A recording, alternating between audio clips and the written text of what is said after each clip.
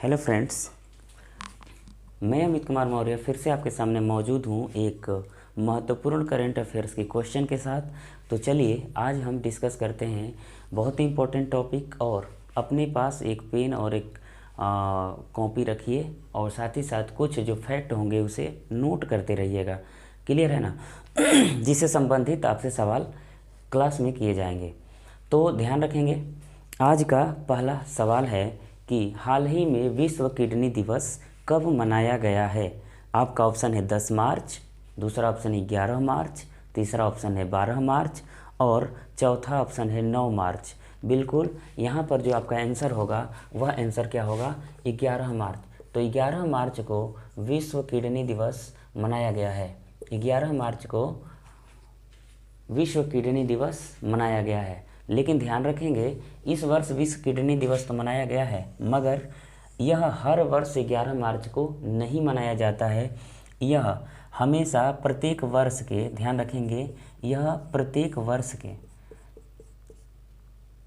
मार्च महीने में, प्रत्येक वर्ष के मार्च महीने में, है ना, दूसरे गुरुवार को मनाया जाता है। दूसरे गुरुवार को, यानी कि हर वर्ष मार्च के महीने में जो सेकेंड गुरुवार आए, चाहे वो कोई भी डेट हो, उसी दिन वो मनाया जाता है क्या? विश्व किडनी दिवस। इतनी बातें समझ में आ गई। याद नहीं करना है कि 11 मार्च, हाँ इस बार 2021 में 11 मार्च को मनाया गया। अगली बात करेंगे यहाँ पर। तो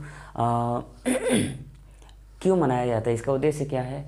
तो उद्देश्य सिंपल सी बात है कि किडनी के महत्व के बारे में बताना और साथ ही साथ इसकी जो बढ़ती हुई बीमारियां हैं, इनकी रोकथाम के लिए लोगों के प्रति जागरूकता फैलाना इस दिवस का मेन उद्देश्य है। ठीक है, अब आगे की बात करेंगे। तो इस मार्च के महीने में कुछ महत्वपूर्ण हम बात करेंगे डे की। तो 8 मार्च को बिल्कुल मनाया गया था, विश्व महिला दिवस मनाया गया था। और अदरवाइज फिर अगर कभी आता है दिवस की बात तो हम एक एक नोट करेंगे। हम पहले वीडियो में इसकी बात किए हैं आपसे। तो ध्यान रखेंगे, 11 मार्च विश्व किडनी दिवस, 8 मार्च अंतर्राष्ट्रीय महिला दिवस, इंटरनेशनल वुमेन डे। अच्छा चलिए, एक और बात मैं यहाँ पर कर लेता हूँ। तो 4 मार्च को मनाया गया था नेशनल सेफ्टी डे। 4 मार्च को कौन सा दिवस मनाया गया था?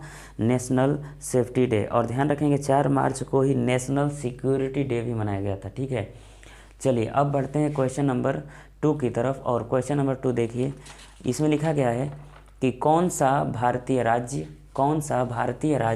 AFC, कौन सा भारतीय राज्य AFC चैंपियन लीग की मेजबानी करेगा? तो यहाँ पर देखिए क्या आया है, AFC। कौन सा भारतीय राज्य AFC चैंपियन लीग का मेजबानी करेगा? तो बिल्कुल यहाँ पर आपका ऑप्शन 4 है, गुजरात, मध्य प्रदेश, गोवा और सिक्किम। इसमें से गोवा राज्य, जहाँ पर AFC चैंपियन लीग 2021 को मतलब किया जाएगा। तो ध्यान रखेंगे यहाँ पर इसका मतलब क्या है। एशियन, AFC का मतलब मैं बता रहा हूँ, एशियन फुटबॉल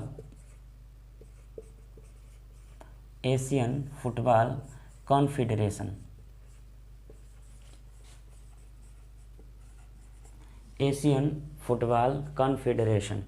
और ध्यान रखेंगे इसकी स्थापना की अगर बात करेंगे, AFC की स्थापना की, तो इसकी स्थापना किया गया था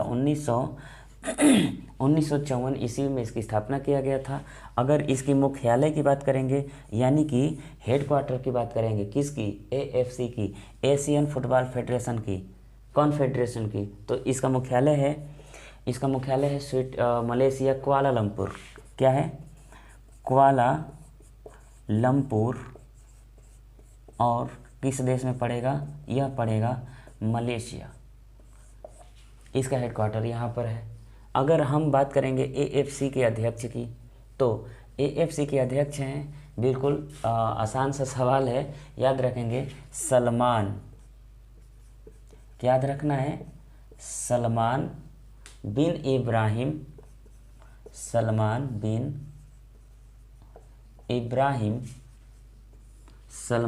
बिन इब्राहिम अल, और लिखे भाई, अल खलीफा। अध्यक्ष कौन है? सलमान बिन इब्राहिम अल खलीफा AFC के अध्यक्ष हैं। इसका full form Asian football confederation होगा। स्थापना 1954 में हुआ। Headquarter Kuala Lumpur Malaysia. ये सभी फैक्ट आपको याद रखने हैं। अब चलिए आगे की बात करते हैं इसमें। तो गोवा की अगर बात करेंगे, गोवा की राजधानी क्या है? पणजी। गोवा की राजधानी क्या है? पणजी। और यह किस नदी के तट पर बसा हुआ है? कौन? पणजी। तो मांडवी नदी के तट पर बसा हुआ है। अगर बात करेंगे हम गोवा के मुख्यमंत्री की, है ना, ये नोट करते रहिएगा फैक्ट। गोवा के मुख्यमंत्री की अगर बात करेंगे तो कौन है? प्रमोद सावंत। कौन है? प्रमोद सावंत गोवा के मुख्यमंत्री हैं। इसके बाद यहाँ के राज्यपाल की बात करेंगे। गोवा के राज्यपाल कौन है? तो गवर्नर हैं भगत सिंह कोश्यारी। गवर्नर कौन हो जाएंगे? भगत सिंह कोश्यारी। अगर बात करेंगे यहाँ पर तो जस्ट इस वाले इलाके में एक छोटा सा राज्य जो क्षेत्रफल की दृष्टि से भारत का सबसे छोटा राज्य है, जहाँ पर 40 डिस्ट्रिक्ट हैं। अब चलिए आगे की बात करते हैं। इसमें एक चीज़, गोवा से 2 चीज़ें ध्यान रखेंगे और, है ना। प्रत्येक वर्ष गोवा मुक्ति दिवस मनाया जाता है 29 दिसंबर को। गोवा मुक्ति दिवस कब मनाया जाता है? 19 दिसंबर को। और अगर गोवा स्थापना दिवस की बात करेंगे तो गोवा स्थापना दिवस मनाया जाता है 30 मई। 30 मई को गोवा स्थापना दिवस, 19 दिसंबर को गोवा मुक्ति दिवस। तो इतनी बातें याद रखेंगे। अब चलिए अगली बात करते हैं। जो AFC होता है, जो इसकी पेरेंट अगर बात करेंगे ऑर्गेनाइजेशन का, तो इससे रिलेटेड फीफा, इससे रिलेटेड कौन सी संस्था होगी? इसकी पेरेंट अगर ऑर्गेनाइजेशन की बात करेंगे तो कौन सी होगी? फीफा। फीफा जानते हैं ना, हर इंटरनेशनल लेवल पे क्या कराता है? यह फुटबॉल कराता है, ठीक है ना। अगर बात करेंगे फुटबॉल की, तो फुटबॉल का जो जन्म हुआ कहाँ पर? तो वो इंग्लैंड देश में हुआ है, ठीक है। अब चलिए अगली बात करते हैं फुटबॉल की। तो बात क्या करते हैं? फुटबॉल में टोटल खिलाड़ियों की संख्या होती है 11, यानी वन साइड में कितने प्लेयर खेलते हैं? 11।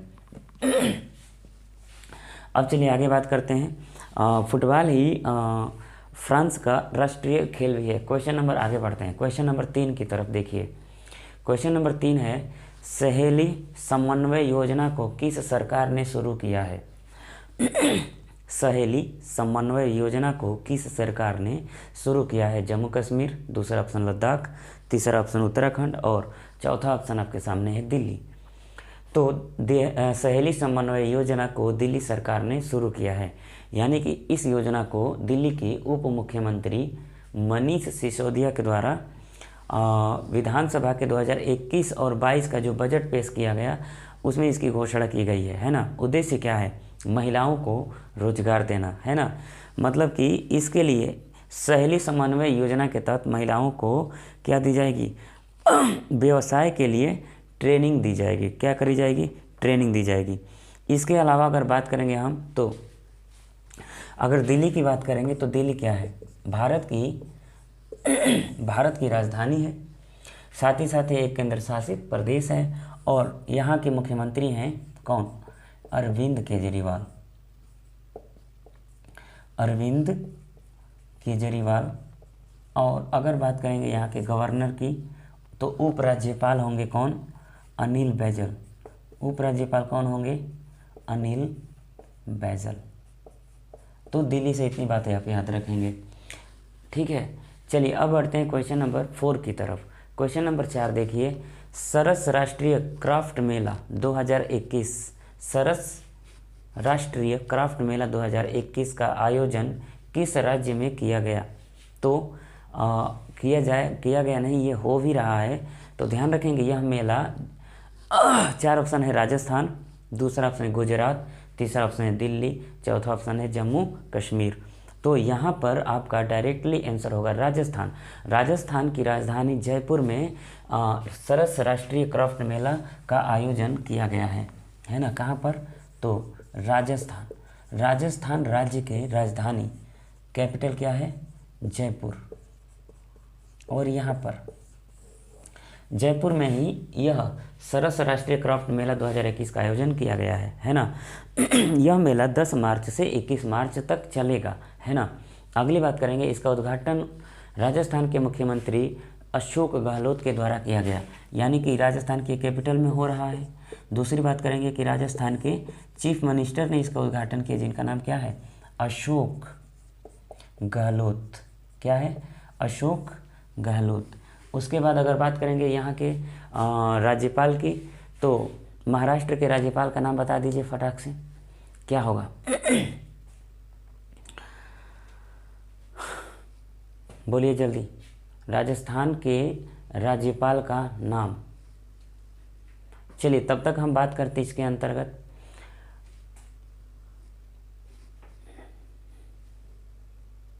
इसका उद्देश्य, अगर हम बात करेंगे जो सरस राष्ट्रीय क्राफ्ट मेला है, इसका उद्देश्य क्या है, तो उद्देश्य गरीब परिवारों की, ग्रामीण या गरीब परिवार हो या ग्रामीण महिलाओं के जो उत्पाद हैं तो उनकी बिक्री के लिए इस मेले का, यह मेला उपयुक्त मंच साबित होगा। समझिएगा मैं क्या कहना चाह रहा हूँ। मैं बोलना चाह रहा हूँ कि सरस राष्ट्रीय क्राफ्ट मेला 2021 का आयोजन अगर राजस्थान के जयपुर में किया गया है और इसका उद्घाटन वहाँ के मुख्यमंत्री अशोक गहलोत के द्वारा किया गया है, तो ध्यान रखेंगे यहाँ पर इस मेले का आयोजन क्यों किया जा रहा है। इस मेले का आयोजन किया जा रहा है इसलिए क्योंकि यह मेला गरीब महिलाओं को व्यवसाय के लिए एक उपयुक्त मंच प्रोवाइड कराएगा। क्लियर है ना।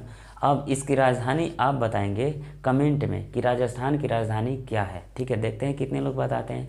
अगली बात अगर करेंगे हम इसमें, तो यह मेला देखिए, जो मंच अगर प्रोवाइड करा रहे तो निश्चित तौर पे यह ग्रामीण क्षेत्रों में जो प्रोडक्ट होंगे लोकल, उनको बढ़ावा मिलेगा। समझ में रहा है ना, बिक्री के लिए एक अच्छा मार्केट मिलेगा। ये तमाम चीज़ें हैं।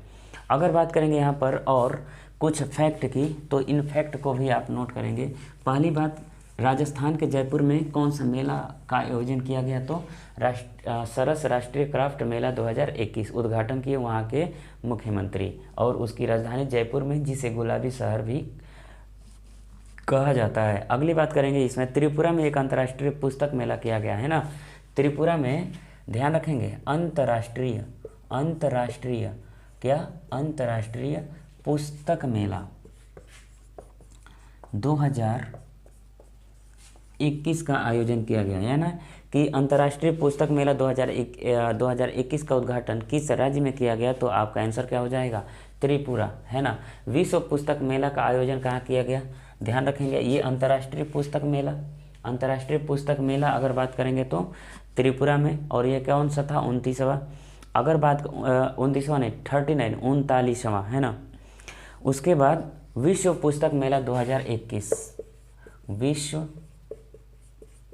पुस्तक मेला 2021 यह आयोजित किया गया कहाँ पर, दिल्ली में। यानी कि अंतर्राष्ट्रीय पुस्तक मेला त्रिपुरा, विश्व पुस्तक मेला दिल्ली। ध्यान रखेंगे विश्व पुस्तक मेला दिल्ली में पहली बार आयोजित किया गया है। अब चलिए अगली बात करते हैं, राष्ट्रीय बागवानी मेला, है ना। अगला मेला कौन सा होगा, राष्ट्रीय बागवानी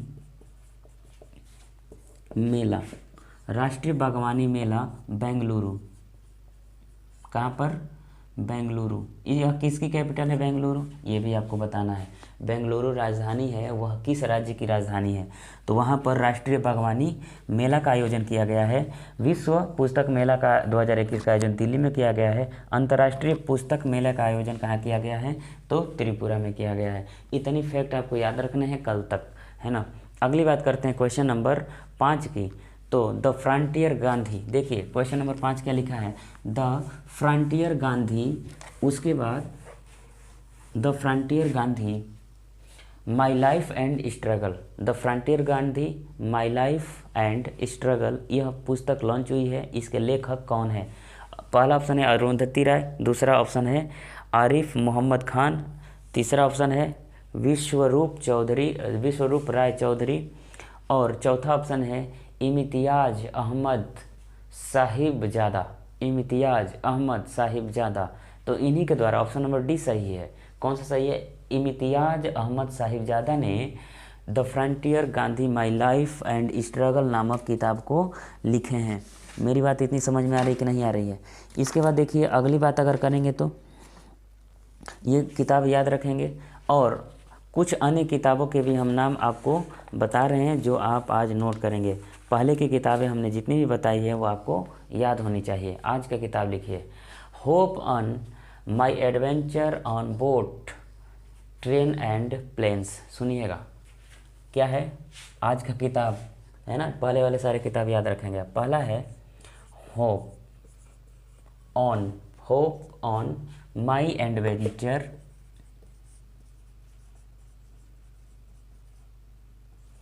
hope on my adventure on boat train and planes. Hop on my adventure on boat trains and plane. इस किताब को किसने लिखा है? तो मैंने ये शायद बताया था क्या? नहीं, चलिए कोई बात नहीं। Ruskin Bond. कौन? Ruskin Bond. मैं रिपीट याद करा रहा हूँ, ध्यान से सुनिएगा। Hop on my adventure on boat train and planes, इस किताब को किसने लिखा है? रस्किन बॉन्ड ने लिखा है। इसके बाद मैंने बताया था लिगेसी ऑफ लर्निंग, यह सबिता छावड़ा ने लिखा है, लिगेसी ऑफ लर्निंग। इसके बाद मैंने बताया था, नहीं बताया था तो सुनिएगा, द इक्काबॉग। क्या है? अगला किताब लिखेंगे द इक्काबॉग। द इक्काबॉग, यहाँ पर के जोड़ लीजिएगा। द इक्काबॉग, यह किताब किसने लिखा? जे.के. रोलिंग। किसने लिखा है भाई? जे.के. रोलिंग। आज दो किताबों को याद रखेंगे, है ना? या फिर एक और किताब लिखिए, अमेठी संग्राम। क्या है? अमेठी संग्राम। अमेठी संग्राम ऐतिहासिक जीत। या फिर मैं हिंदी में लिखूं क्या? इसे हिंदी में लिखता हूँ, देखिए, अमेठी संग्राम ऐतिहासिक जीत, ऐतिहासिक जीत, अमेठी संग्राम ऐतिहासिक जीत, अनकही दास्तान। अनकही दास्तान, यह एक किताब है। तीसरी किताब ध्यान से सुनिएगा, अमेठी संग्राम ऐतिहासिक जीत, अनकही दास्तान। ठीक है, जहाँ पर स्मृति ईरानी जिन्होंने अमेठी में चुनाव जीता था। अब यहाँ पर ये किताब को लिखा किसने है? तो बिल्कुल इसका आंसर याद रखेंगे, अनंत विजय। किसने लिखा है? इस किताब को लिखे हैं अनंत विजय। तो बस इतना मैं बता रहा हूँ आपको, एक किताब ये याद रखना है, अमेठी संग्राम ऐतिहासिक जीत, अनकही दास्तान, Anant Vijay. Anant Vijay. Hop on my adventure on boat train and planes, इस किताब को लिखा है कौन? Ruskin bond.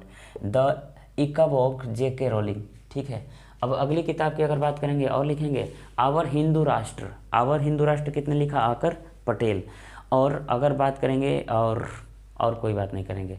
चलिए, क्वेश्चन नंबर कौन सा था? ये क्वेश्चन नंबर था आपका 5वां। अब चलिए बढ़ते हैं क्वेश्चन नंबर 6 की तरफ। ठीक है, तो आपके लिए क्वेश्चन नंबर 6 देखिए क्या है।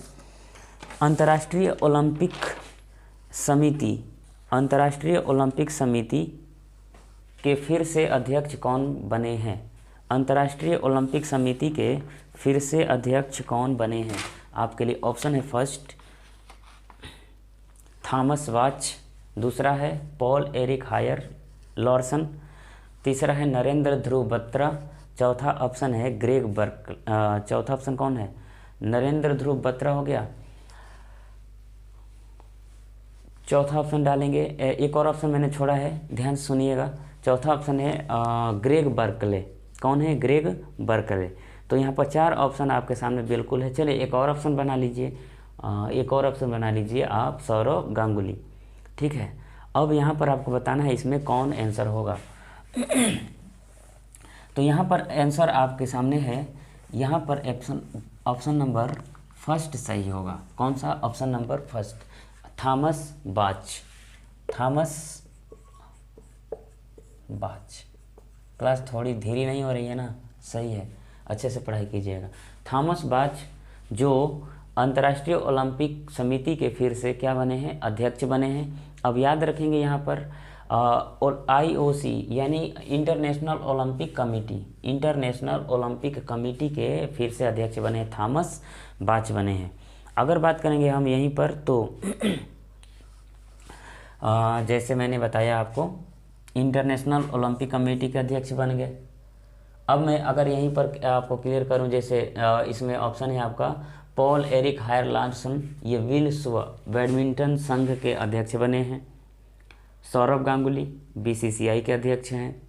ग्रेग बर्कले ICC के अध्यक्ष हैं। ठीक है, तो इन सभी का नाम आप याद रखेंगे। मैं एक बार फिर से सभी को रिपीट करता हूँ, ध्यान रखेंगे। अंतर्राष्ट्रीय ओलंपिक समिति IOC, अंतर्राष्ट्रीय ओलंपिक समिति IOC यानी इंटरनेशनल ओलंपिक कमेटी, इसके अध्यक्ष किसे बनाया गया है दोबारा से? तो थॉमस बाच को बनाया गया है।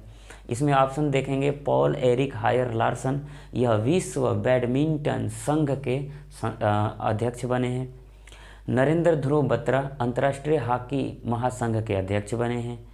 ग्रेग बर्कले ICC के अध्यक्ष बने हैं। सौरभ गांगुली BCCI के अध्यक्ष बने। BCCI का फुल फॉर्म क्या होता है? Board of control for cricket in India. क्या है?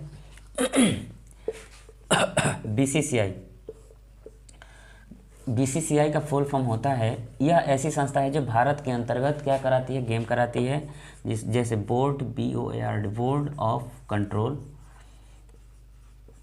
Cricket, board of control cricket for India, ये BCCI है जो भारत का क्रिकेट बोर्ड है और इसके अध्यक्ष हैं कौन? बंगाल के टाइगर सौरभ गांगुली। अब चलिए अगले क्वेश्चन करते हैं। क्वेश्चन नंबर 7 देखिए, अंतर्राष्ट्रीय क्रिकेट में 10,000 रन बनाने वाली पहली भारतीय महिला क्रिकेटर कौन बनी है? ऑप्शन है सुषमा वर्मा, दूसरा ऑप्शन है मिताली राज, तीसरा ऑप्शन है स्मृति मंधाना, चौथा है पूनम राउत। बिल्कुल, इसका आंसर बताना ही क्या है, आपको पता है, मिताली राज। तो मिताली राज यह भारत की पहली महिला क्रिकेटर हैं जिन्होंने 10,000 रन बनाए हैं। ठीक है, अगर बात करेंगे तो अभी मैच हो रहा था साउथ अफ्रीका में, वनडे मैच के तीसरे सीरीज में, तीसरे मैच में इन्होंने ये कारनामा किए हैं। तो याद रखेंगे कौन? मिताली राज, जिन्होंने अंतर्राष्ट्रीय क्रिकेट में 10,000 रन को कंप्लीट किए हैं। अगली बात करेंगे यहाँ पर तो अंतर्राष्ट्रीय मैच, अभी मैंने बताया कि देखिए भारत के अंतर्गत कोई भी मैच होगा तो इस मैच को कौन कराता है? BCCI। जैसे आपका IPL हुआ, यानी कि भारत के अंतर्गत जितने भी मैच होंगे BCCI। अगर इंटरनेशनल लेवल पे मैच होगा तो उसे कौन कराएगा? उसे कराएगा ICC, इंटरनेशनल क्रिकेट काउंसिल। समझ में आ रहा है कि नहीं आ रहा है? इंटरनेशनल लेवल पे जो विश्व कप होते हैं या एक देश से दूसरे देश में मैच होते हैं तो उन देश में मैचों को कौन कराता है? ICC कराता है और इसका फुल फॉर्म होता है इंटरनेशनल क्रिकेट काउंसिल। इसकी स्थापना आपको याद है 1909 में हुआ था। इसकी मुख्यालय की बात करेंगे, हेडक्वार्टर, तो हेडक्वार्टर कहाँ पर है इसका? दुबई। दुबई किस देश में है? तो UAE, यूनाइटेड अरब अमीरात, जहाँ के किंग है खलीफा बिन जायद अल नाहयान। अगर बात करेंगे इसके अध्यक्ष की, अभी इसके अध्यक्ष बताए थे ICC के, बताइए कौन है अध्यक्ष? कौन है ICC का अध्यक्ष? Greg Berkeley. कौन है? Greg Berkeley. फिर इसके बाद अगर हम बात करेंगे इसके चीफ एग्जीक्यूटिव ऑफिसर यानी कि CEO, आपको याद क्या रखना है? CEO मनु साहनी। मनु साहनी ICC के क्या हैं? अध्यक्ष। अब चलिए अगली बात करते हैं। यहाँ तक आपको याद रहेगी मेरी सारी बातें, बताया जाए। चलिए अब आपको याद रहेगा। क्वेश्चन नंबर 8 देखिए, क्वेश्चन नंबर 8 सिंपल सा है। भारत का सबसे बड़ा तैरता हुआ सोलर प्लांट कहाँ पर बनाया जा रहा है ना? भारत का सबसे बड़ा तैरता हुआ सोलर प्लांट कहाँ पर बनाया जा रहा है? आपका ऑप्शन है तेलंगाना, दूसरा ऑप्शन है मध्य प्रदेश, तीसरा ऑप्शन है मणिपुर, चौथा ऑप्शन है असम। 4 ऑप्शन आपके सामने। पहला ऑप्शन है तेलंगाना, यहीं पर ध्यान रखेंगे। तेलंगाना में एक रामगुंडम, क्या है, तेलंगाना, पहले मैं लिखता हूँ ये आंसर। तेलंगाना में रामगुंडम एक स्थान है और यहाँ पर बनाया जा रहा है भारत का सबसे बड़ा तैरता हुआ सोलर प्लांट। क्या, सोलर प्लांट, जहाँ पर सौर ऊर्जा बनाया जाता है, सोलर प्लांट। लेकिन ये कैसा है, तैरता हुआ सोलर प्लांट। इसकी कैपेसिटी होगी 100 मेगावाट की। क्या होगी, इसकी कैपेसिटी होगी 100 मेगावाट की। और अगर बात करेंगे इसको बना कौन रहा है, तो इसको बनाने का काम कर रहा है कौन, एनटीपीसी। कौन कर रहा है, एनटीपीसी, नेशनल, एनटीपीसी का फुल फॉर्म होता है national thermal power corporation. National thermal power corporation NTPC के द्वारा तेलंगाना में एक भारत का सबसे बड़ा सोलर प्लांट बनाया जा रहा है, जिसकी कैपेसिटी कितनी है, 100 मेगावाट के, है ना। अब बात करते हैं इसमें तो तेलंगाना की अगर हम बात करेंगे तो तेलंगाना की राजधानी क्या है, हैदराबाद। उसके बाद यहाँ के मुख्यमंत्री हैं के चंद्रशेखर राव। यहाँ के राज्यपाल हैं तमिलिसाई सौंदरराजन, मैं लिखता हूँ यहाँ पर। यहाँ के कैपिटल क्या है, हैदराबाद। मुख्यमंत्री कौन है, के चंद्रशेखर राव। और अगर बात करते हैं यहाँ के राज्यपाल की तो तमिलिसाई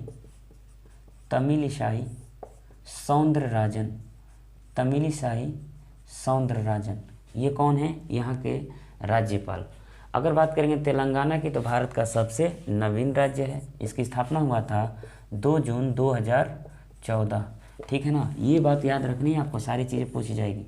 2 जून 2014, हैदराबाद राजधानी के चंद्रशेखर राव, मुख्यमंत्री तमिलिसाई सौंदरराजन यहाँ के क्या है, मुख्यमंत्री हैं, है ना। अब मेरी बात एक और समझिएगा यहाँ पर, तो ये जो तेलंगाना की एक बात मैंने आपको बताई थी पिछली वीडियो में, यहाँ पर 2 झील फेमस हैं, हुसैन सागर झील और नागार्जुन सागर झील। हुसैन सागर झील कहाँ पर है, तेलंगाना। नागार्जुन सागर झील कहाँ पर है, तेलंगाना। अब देखिए, अब यहाँ पर दूसरा ऑप्शन है मध्य प्रदेश। मध्य प्रदेश में ही मैंने आपको बताया था कि यहाँ पर विश्व का सबसे बड़ा सोलर प्लांट बनाया जाएगा। इसका काम चालू होगा 2022-23 में, है ना। यानी कि मध्य प्रदेश सरकार के द्वारा यह घोषणा किया गया है कि विश्व का सबसे बड़ा सोलर प्लांट बनाया जाएगा, जिसकी कैपेसिटी कितनी होगी, 600 मेगावाट की। कितनी होगी, 600 मेगावाट की। यह काम चालू कब होगा, 2022-23 में। और यह राज्य कौन सा होगा, मध्य प्रदेश। तो यह अभी तो इस पे काम चालू होगा, लेकिन ये जो अभी बताया हमने आपको कि 100 मेगावाट का जो तेलंगाना में स्टार्ट हो गया है, ठीक है। अगर मणिपुर की बात करेंगे, लेकिन ध्यान रखेंगे ये जो मध्य प्रदेश में होगा यह भी तैरता हुआ ही सोलर प्लांट होगा। अब बात करते हैं मणिपुर की। यहाँ पर है तैरता हुआ नेशनल पार्क है, राष्ट्रीय उद्यान मणिपुर लोकटक झील, जिसका नाम है केबुल लामजाओ नेशनल पार्क, ठीक है। ये कहाँ पर है, मणिपुर राज्य में। अगली बात करेंगे असम। असम के लिए एक फैक्टर ले लीजिए। असम राज्य में सबसे ज़्यादा लेंथ होती है किसकी, ब्रह्मपुत्र नदी की। तो ब्रह्मपुत्र नदी में विश्व का सबसे बड़ा एक द्वीप है, जिसका नाम है नदी द्वीप, जिसका नाम है माजुली द्वीप। क्या नाम है, माजुली द्वीप। तो माजुली द्वीप कहाँ पर स्थित है, माजुली द्वीप नहीं कहेंगे, माजुली नदी द्वीप। क्या कहेंगे, माजुली नदी द्वीप। यह माजुली नदी द्वीप स्थित है कहाँ पर, तो कौन सी नदी होगी, ब्रह्मपुत्र नदी। कौन सी नदी होगी, ब्रह्मपुत्र नदी। यहाँ पर माजुली द्वीप है। और याद रखेंगे किस राज्य की होगी, तो असम। असम राज्य में माजुली द्वीप स्थित है, जो विश्व का सबसे बड़ा नदी द्वीप है, विश्व का सबसे बड़ा नदी द्वीप है। और यह किस नदी पर होगा, तो आंसर आपका होगा ब्रह्मपुत्र नदी पर। अब चलिए अगले क्वेश्चन की बात करते हैं। हिलिए नहीं भाई। अगला क्वेश्चन आपके सामने है, पहला क्वेश्चन नंबर 9। क्वेश्चन नंबर 9 देखिए, हेराथ त्यौहार कहाँ मनाया गया है? मध्य प्रदेश, बिहार, जम्मू कश्मीर और पंजाब। तो बिल्कुल यहाँ पर आंसर आपका होगा जम्मू कश्मीर। तो जम्मू कश्मीर में हेराथ त्यौहार मनाया गया है। जैसे अभी आपने देखा महाशिवरात्रि मनाया गया है ना, तो महाशिवरात्रि को ही जम्मू कश्मीर में स्थानीय भाषा में हेराथ कहा जाता है। क्या कहा जाता है? हेराथ। अब यहाँ पर जैसा कि शंकर जी की पूजा होगी। अगर कैपिटल की बात करेंगे, जम्मू हेराथ त्यौहार क्या है? एक प्रकार से शिवरात्रि ही है, और लेकिन इसका नाम जम्मू कश्मीर में हेराथ, या वहाँ के कश्मीरी पंडित इसे मनाते हैं। अगली बात करेंगे कैपिटल, तो जम्मू कश्मीर की जो कैपिटल है, बताइए कौन से कितने कैपिटल हैं भाई? जम्मू कश्मीर के कितने कैपिटल हैं बताइए फटाफट। चलिए मैं आपको छोड़ता हूँ इसके लिए भी। जम्मू कश्मीर की राजधानी 2 है ना। एक राजधानी का मैं नाम लिखता हूँ श्रीनगर, है ना, और श्रीनगर जो है यहाँ की राजधानी है जो समर है। कौन सी राजधानी? समर, यानी कि ग्रीष्मकालीन राजधानी है कौन? तो श्रीनगर। अब आप कमेंट बॉक्स में बताएंगे कि जम्मू कश्मीर की दूसरी राजधानी जो कि शीतकालीन है वो कौन सी है? शीतकालीन, समझ रहे हैं ना। अब चलिए ये आपके लिए क्वेश्चन, यानी आपके लिए 2-3 क्वेश्चन हैं। अब आइए यहाँ पर, तो यहाँ पर अभी कोई विधानसभा नहीं बना है, तो यहाँ के उप राज्यपाल है कौन? मनोज सिन्हा, है ना। और एक इम्पोर्टेंट बात, यहाँ की जो जम्मू कश्मीर चीफ जस्टिस कौन है? पंकज मित्तल। और एक और बात ध्यान रखेंगे, यहाँ की पहली महिला चीफ जस्टिस गीता मित्तल, यहाँ की पहली महिला चीफ जस्टिस, मुख्य न्यायाधीश हाई कोर्ट के चीफ जस्टिस की बात हो रही है, गीता मित्तल। ये कई बार पूछा जा चुका है, ये बात आप याद रखेंगे, है ना। चीफ जस्टिस कौन है? पंकज मित्तल वर्तमान में है, लेकिन पहली महिला मुख्य न्यायाधीश हाई कोर्ट, कौन सा high court? Jammu Kashmir high court, Geeta Mittal. अब बढ़ते हैं क्वेश्चन नंबर लास्ट, और अभी थकान हो गया होगा, थकान नहीं हुआ होगा, है ना। अच्छे से पढ़ाई कीजिए। क्वेश्चन नंबर, क्या किया जाए, इतना ही रहने दिया जाए। चलिए आज के लिए इतना ही हम रखते हैं।